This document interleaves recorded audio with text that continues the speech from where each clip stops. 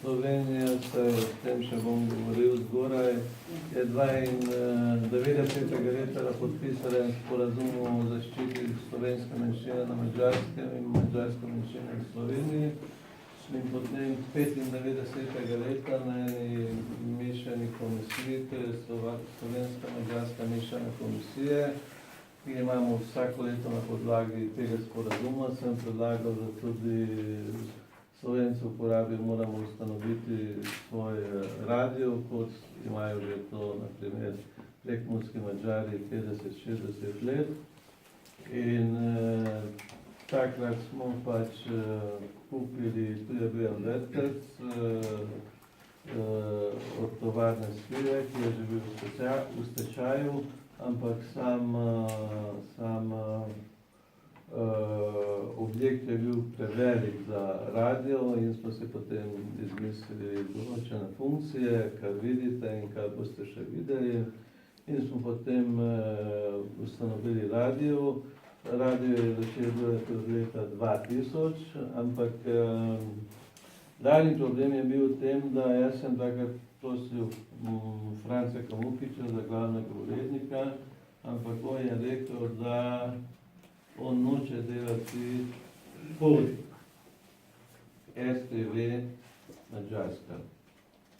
Torej, noče delati pod madžarsko radio, kot je to v Avstriji ali v Italiji ali tu pa tam. In smo potem si izmislili, da hočemo samostojni radio, da nismo odvisni od državnega radia, od državnih medijev. No, to je trajalo žal nekaj let in zato smo pač malo zamudili in zato smo lahko odprli leta 2000.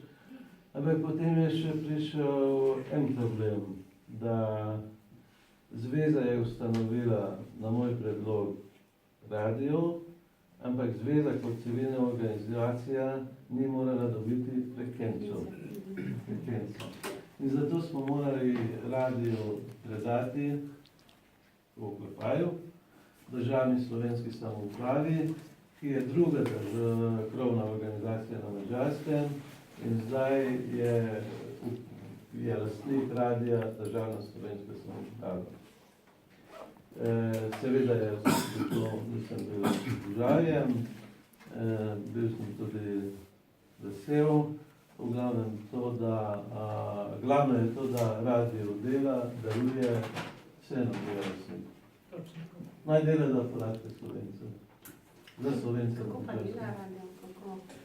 No, na začetku smo začeli tako, da smo imeli vsak dan 2 uri, potem pred 4 leti smo pa dosegli. Pri nas vse traja 5 ali 10 let, ne?